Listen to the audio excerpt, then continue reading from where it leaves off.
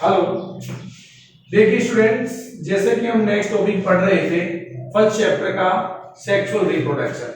Sexual reproduction में मैंने आपको इंट्रोडक्शन में बताया था कि भाई नर व मादा जो जननांगों के जो फ्यूज होने का, जो मेल और गैमेट फीमेल गैमेट जो फ्यूज होते हैं ना, उसके होने की प्रक्रिया को क्या कहते हैं? लैंगिक जनन कहते हैं। क्लियर?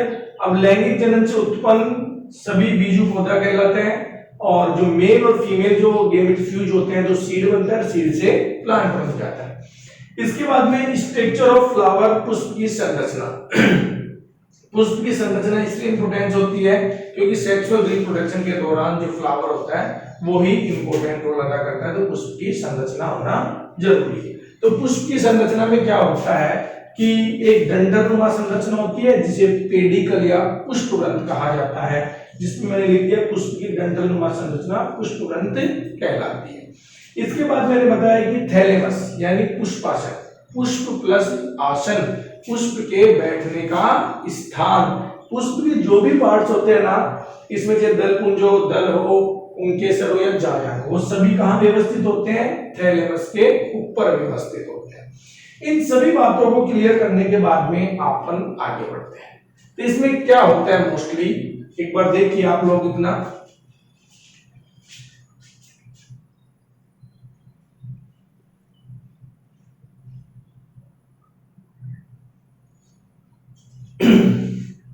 यस, तीसरा जो मैं पॉइंट की बात कर रहा हूं, तीसरा पॉइंट होता है उसका नाम आपके बाह्य दलपुंज। क्या नाम है? बाह्य दलपुंज। बाह्य दलपुंज को आप इंग्लिश में बोलते हैं कैलेक्स। क्लियर? अब बाह्य दलपुंज क्या होता है कि इसके चारों तरफ यहां पर ये हरे रंग की जो पंखुड़ियां होती हैं, जो सॉरी हरे रंग का जो कलर होता है वो क्या कहलाता है? आपके बाह्य दल। क्या कहलाता है? बाह्य दल पुंज। बाह्य यानी बाहर वाला, दल यानी समूह, और पुंज यानी इसका एकत्रित होने का गुच्छा, तो बाह्य दल पुंज कहलाता है। बाह्य दल पुंज को क्या नाम दे दिया जाता है? कैलेक्स। क्लियर? ये कैलेक्स होता है। अब जो बाह्य दल पुंज है आप लिख सकते हैं इसमें पॉइंट, सबसे बाहरी पत्तियों का चक्र होता है। सेकंड पॉइंट आप इसमें लिख सकते हैं, सेकंड पॉइंट में ये हरे रंग की होती है, हरे रंग की होती है। और थर्ड पॉइंट लिख सकते हैं, बाह्य दलपुंज की एक इकाई को बाह्य दल पुंज की एक इकाई को बाह्य दलपुंज की एक इकाई को सेपल कहा जाता है। क्लियर? देखिए बहुत सारे हरे रंग की अगर चक्र होता है, मतलब एक से ज्यादा, आप देखते हैं गुलाब के फूल के चारों तरफ एक ग्रीन कलर का इस प्रकार से चक्र होता है। क्लियर? तो उसको क्या कहा जाता है? आपके बाह्य दलपुंज। अगर इसमें से किसी एक की मैं बात करता हूं तो उस सिंगल यूनिट को क्या नाम दे दिया जाता है? सेपल। आप फोर्थ नंबर की मैं बात करता हूं तो फोर्थ नंबर का पॉइंट होता है दलपुंज, यानी इसको इंग्लिश में बोलते हैं कोरोला। क्लियर?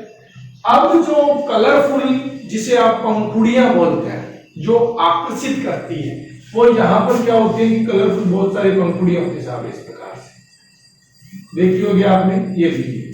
तो ये दलपुंज लिख दीजिए, बाह्य दलपुंज के अंदर पाया जाता है। बाह्य दलपुंज के अंदर व्यवस्थित होता है, सेकंड पॉइंट लिख दीजिए, दलपुंज कलरफुल होता है। थर्ड लिख दीजिए, दलपुंज के कारण कीट पतंगे आकर्षित होते हैं, जिस कारण परागण की क्रिया संपन्न होती है, जिस कारण क्या होती है, परागण की क्रिया संपन्न होती है। ये पॉइंट दलपुंज के अंदर आते हैं। और मोस्ट इंपोर्टेंट पॉइंट, दलपुंज की एक इकाई को पेटल्स कहा जाता है। दलपुंज की एक इकाई को पेटल कहा जाता है।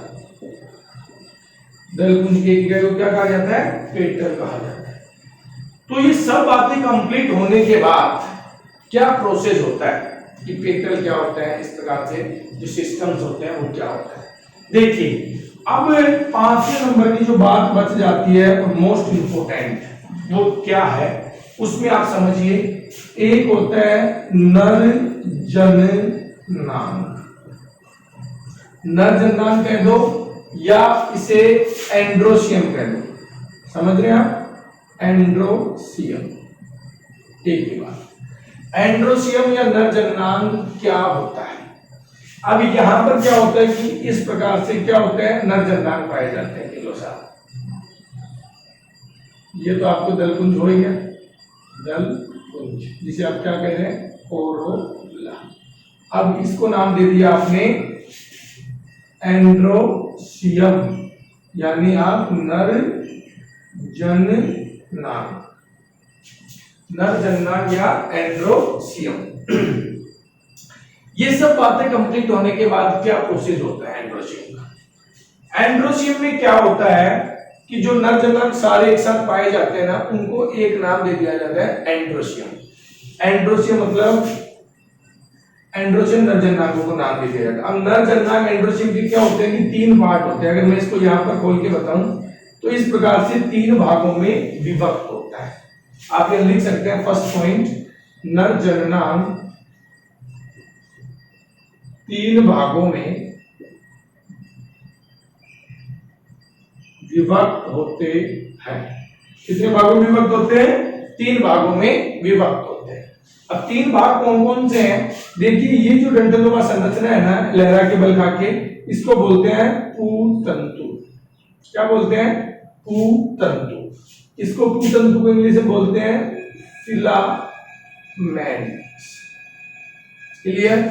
और यहां पर जो ये दिखाई दे रहा है आपको, ये होता है परागकोश, यानी आप इसे क्या बोल सकते हैं, एंथर। क्लियर। और ये जो यहां पर स्ट्रक्चर इन दोनों को जोड़े हुए रखती है, इसको क्या नाम दे दिया जाता है, योजी, यानी आप क्या कह सकते हैं, कनेक्टिव योजी कहा जाता है।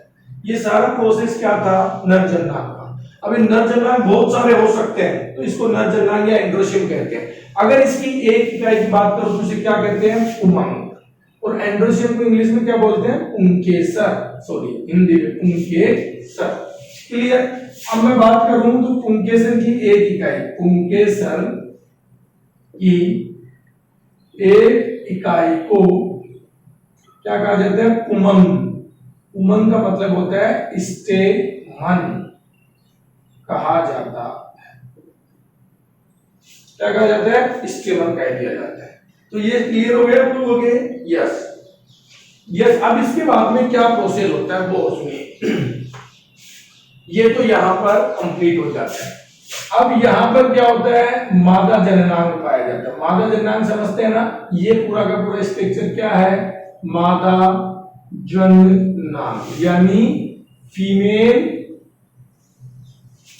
रिप्रोडक्टिव ऑर्गन, रिप्रोडक्टिव ऑर्गन, या आप इसे गाइनोशियम भी कह सकते हो, गाइनोशियम, गाइनोशियम भी कह सकते हैं, गाइनोशियम।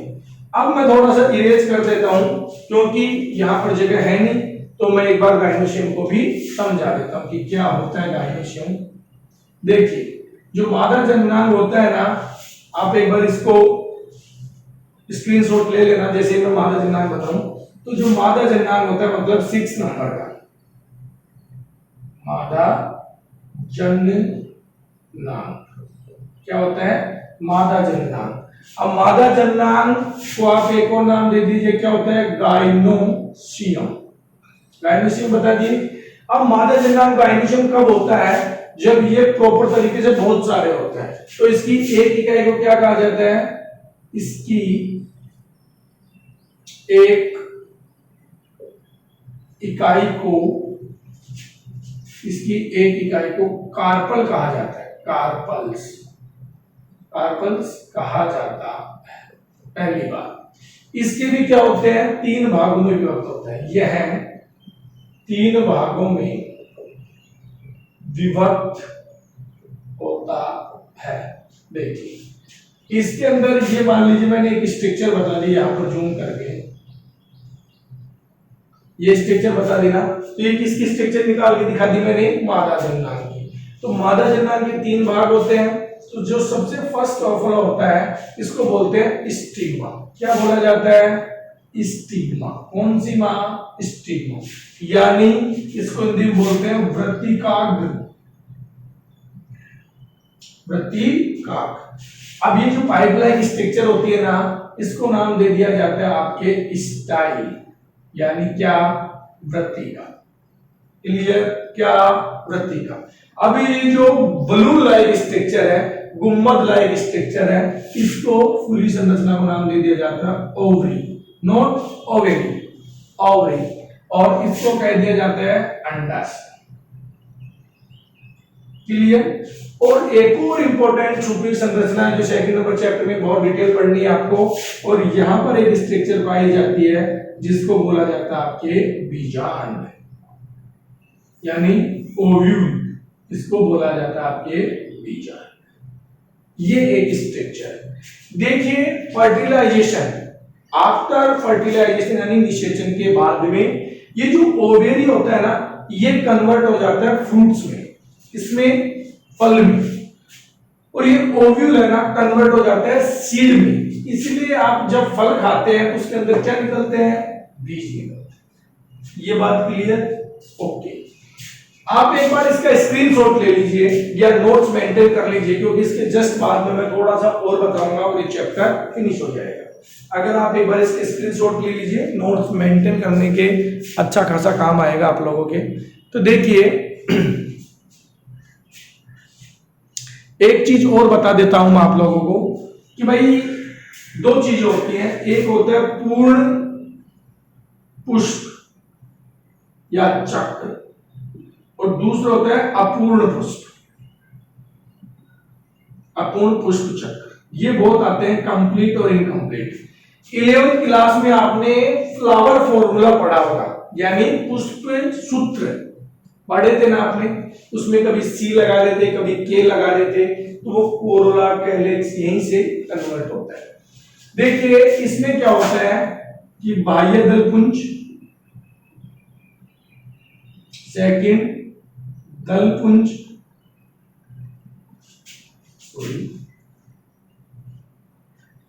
दलपुंज, थर्ड पुंकेसर, और फोर्थ जायान।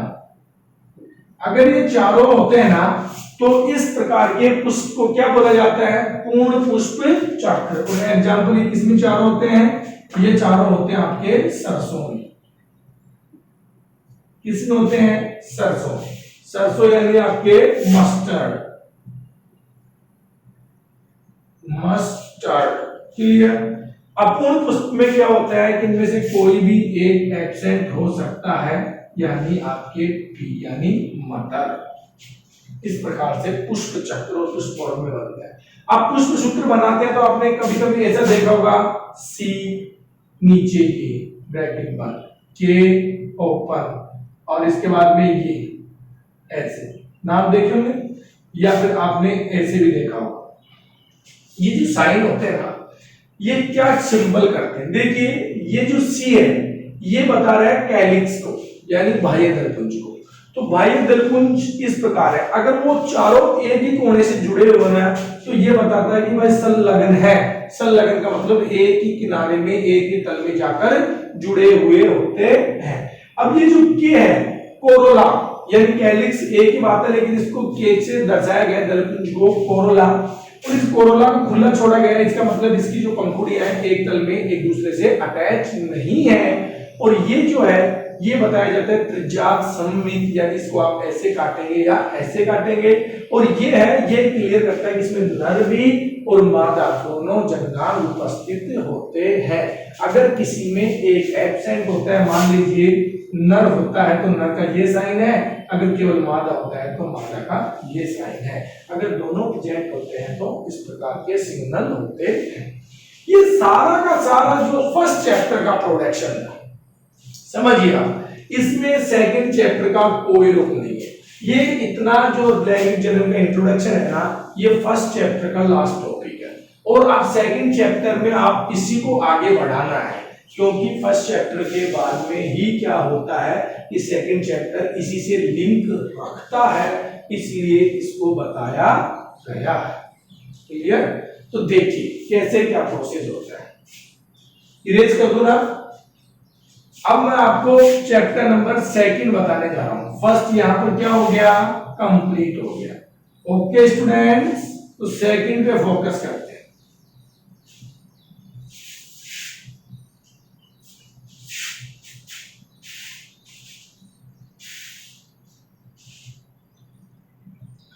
मैं इस पुष्प को, फूल को, फ्लावर को इसलिए नहीं मिटा रहा हूं क्योंकि सेकंड चैप्टर आपके यहीं से आएगा, तो उसको आप देख लीजिए। सेकंड चैप्टर स्टार्ट कहां से होता है, नर जनना, आप लिख देता हूं मैं second chapter, chapter number second, और नाम है उसका नर जननांग की संरचना। ऐसे चैप्टर का नाम है जननांगों की संरचना एवं विकास। जननांगों की संरचना एवं विकास, आप कह सकते हैं reproductive organ structure of development, structure and development of reproductive organ, आप लिख सकते हैं इसको structure and development of reproductive organ, ये से लिख सकते हैं आप इसको। यस, अब क्या होता है इस चैप्टर में, इस चैप्टर में आपको जो फ्लावर के अंदर दो संरचनाएं दिखाई दे रही है ना, एक तो कौन सी, ये नर जननांग वाली, और ये कौन सी, ये मादा जननांग वाली। समझ रहे हैं? आपको मैं वापस से बना देता हूं। एक तो ये स्ट्रक्चर यानी मेल, और एक आपके ये स्ट्रक्चर यानी फीमेल। इन दोनों की क्या करनी है, डिटेल स्टडी करनी। तो चलते हैं स्टडी में। तो हमारा टॉपिक सबसे पहले किसकी करेगा, नर जननांग की करेगा ना। तो यहां पर आपका हमारा टॉपिक हो जाता है नर जननांग की संरचना एवं विकास, यानी आप कह सकते हैं मेल रिप्रोडक्टिव ऑर्गन की स्ट्रक्चर एंड डेवलपमेंट। तो आप लिख सकते हैं structure and development of male reproductive, structure and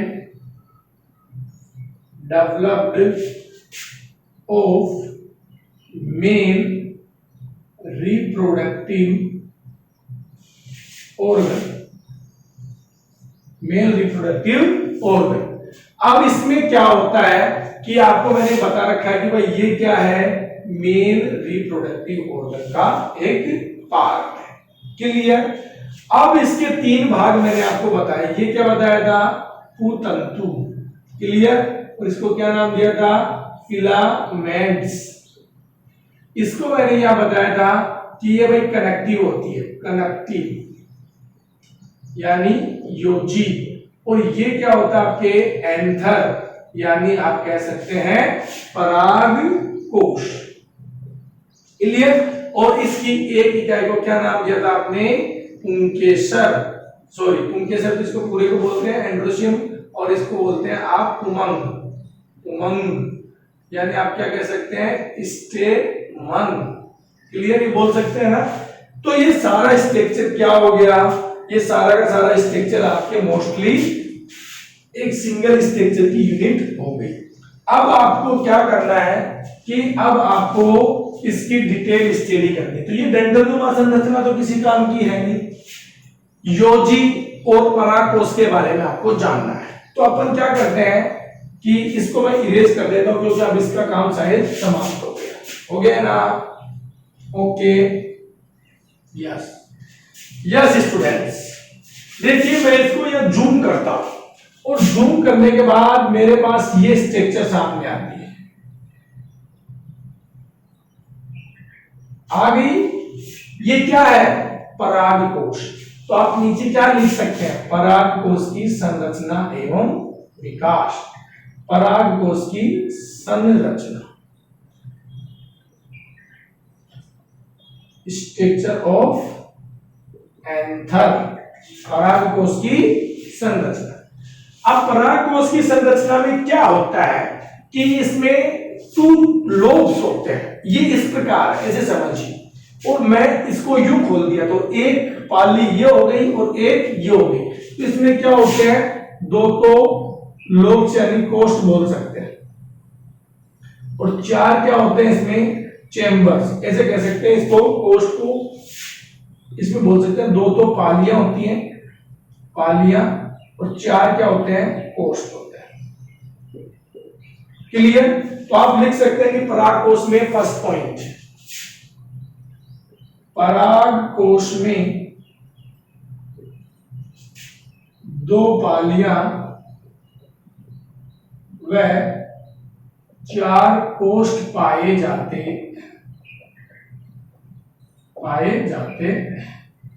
अब परागकोश के अंदर है ना 4 भित्तियां भी पाई जाती है। कितनी भित्तियां पाई जाती है? 4। परागकोश के अंदर 4 भित्तियां पाई जाती है, यानी गोल भित्तियां पाई जाती है। देखिए कैसे, कौन कौन सी भित्ति पाई जाती है, किस किस का आपको डिटेल स्टडी करना है। सबसे बाहरी होती है ना, वो क्या होती है? एपिडर्मिस। क्या होती है? एपिडर्मिस, यानी आप क्या कह सकते हैं? बाह्य त्वचा। क्या कह सकते हैं? बाह्य त्वचा कह सकते हैं कि नहीं? कह सकते हैं साहब, बिल्कुल। तो मैं सबसे पहले बाह्य त्वचा के बारे में लिख दूं ना। तो देखिए, बाह्य त्वचा, एपिडर्मिस,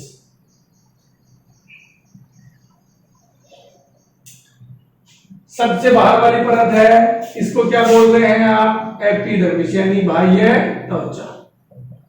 तो सबसे बाहरी परत होती है, फर्स्ट पॉइंट, सबसे बाहरी परत होती है, सबसे बाहरी परत होती है। सेकंड पॉइंट, परागकोश को सुरक्षा प्रदान करती है। तो आप लिख सकते हैं परागकोश को सुरक्षा प्रदान करती है, यानी क्या करती है? प्रोटेक्शन प्रोवाइड करवाती है। और थर्ड और मोस्ट इंपोर्टेंट, यह यूनिसेल्युलर होती है, यानी बाह्य त्वचा एक कोशिकीय होती है।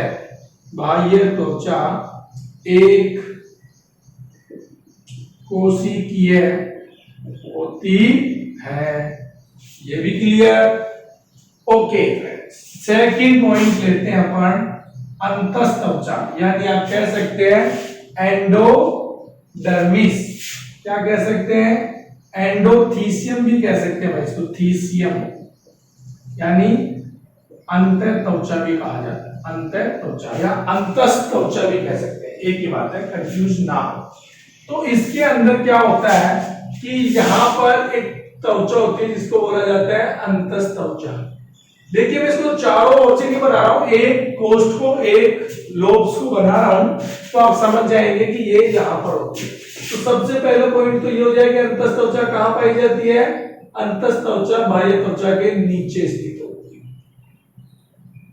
यस, आप इसे लिख सकते हैं एंडोथीसियम।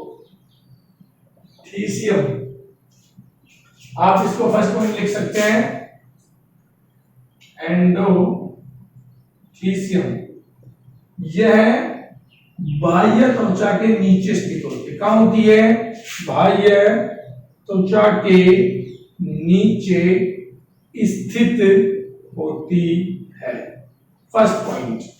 सेकंड पॉइंट, यह मल्टीलेयर होती है, यानी बहुकोशिकीय होती है। यह त्वचा बहुकोशिकीय होती है, यानी मल्टी लेयर होती है। आप कर सकते हैं यहां पर मल्टी लेयर का मतलब होता है 1 से 3, कम से कम 1 और ज्यादा से ज्यादा 3 होती है।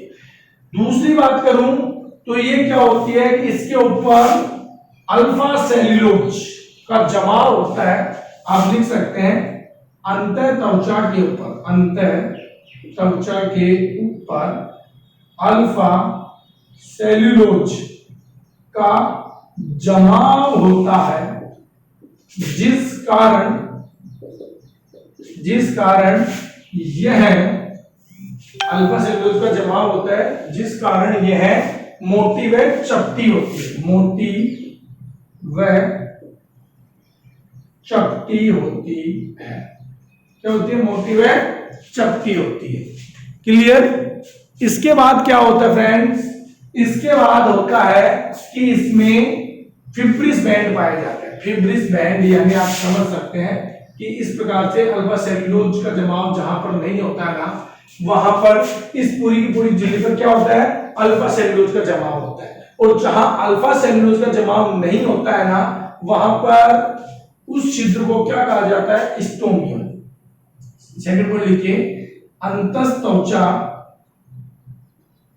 में जिस स्थान पर अल्फा सेल्यूलोज का जमाव नहीं होता है, उस छिद्र को स्टोमियम यानी स्टोमियम कहा जाता है। इस स्थान से पराग कोश का स्फुटन यानी डिसेंस होता है। क्लियर? अब मैं ऐसे कहना चाह रहा हूं कि मान लीजिए यहां पर अल्फा सेल्यूलोज नहीं है, तो आप इसको कह सकते हैं स्टोमियम, यानी यहां से क्या हो सकता है? ये टूट सकता है और यहां से टूटता ही है। और लास्ट पॉइंट, एंडोथीसियम झिल्ली या परत, एंडोथीसियम लेयर हाइग्रो स्पिक यानी क्या होती है? जल स्नेही होती है, जो वातावरण से नमी का अवशोषण करती है। नमी का अवशोषण करती है। अब क्या होता है कि जब चारों तरफ से यहां पर पानी होता है एनवायरमेंट के चारों तरफ, तो उसको अवशोषण करने का काम कौन करती है? आपके एंडोथीसियम। और एंडोथीसियम अवशोषण करेगी तो क्या होगा? ये फट जाएंगे, तो इसके अंदर से क्या होगा? परागकण बाहर आ जाते हैं। इसके बाद में तीसरे नंबर की जो परत है उसका नाम होता है आपके मिडिल लेयर यानी आंतरिक परत। क्या होता है दोस्तों? आंतरिक परत सॉरी कंफ्यूज नहीं है, मध्य परत होती है। मध्य परत यानी मिडिल लेयर। तो ये सबसे मध्य में स्थित होती है। कहां होती है? सबसे मध्य में स्थित होती है। तो आप फर्स्ट पॉइंट लिख सकते हैं, सबसे मध्य में स्थित होती है।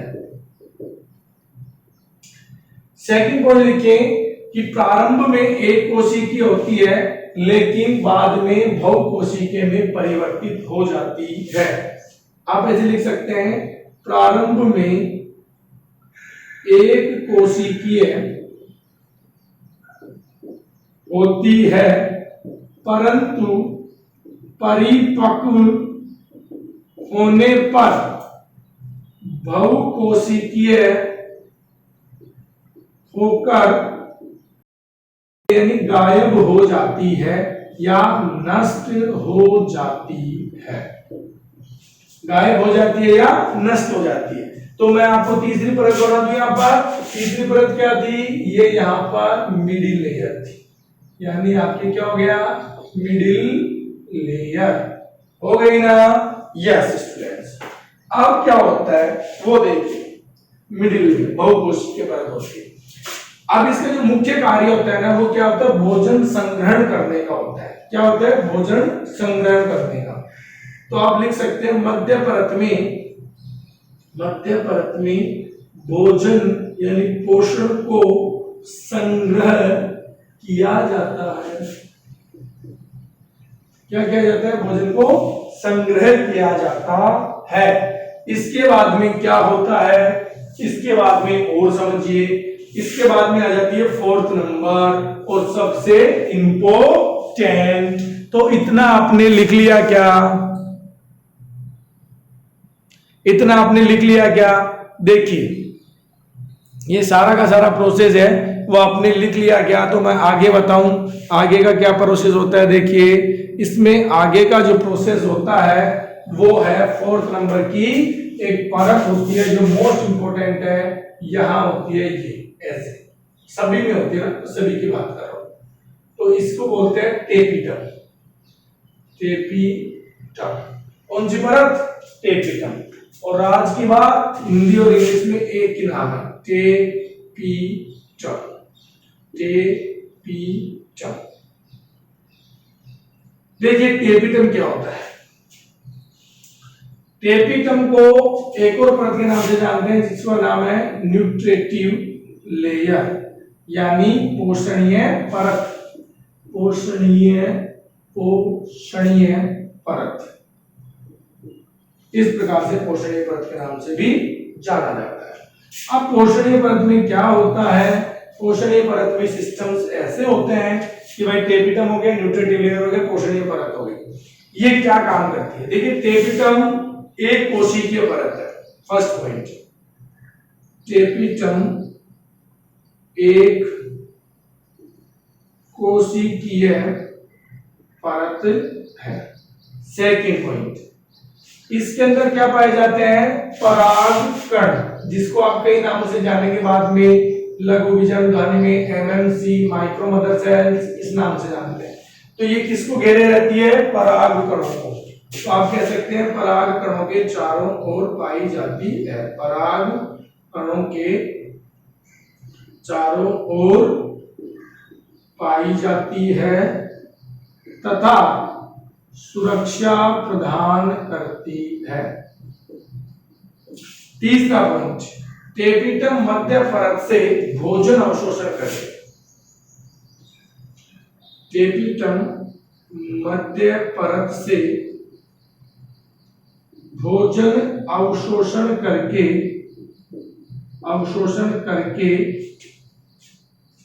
परागकणों को प्रदान करती है। परागकणों को प्रदान करती है। तो ये थी 4 लेयर जो मैंने आपको बताया, एंडोथीशियम, एपिडर्मिस, मिडिल लेयर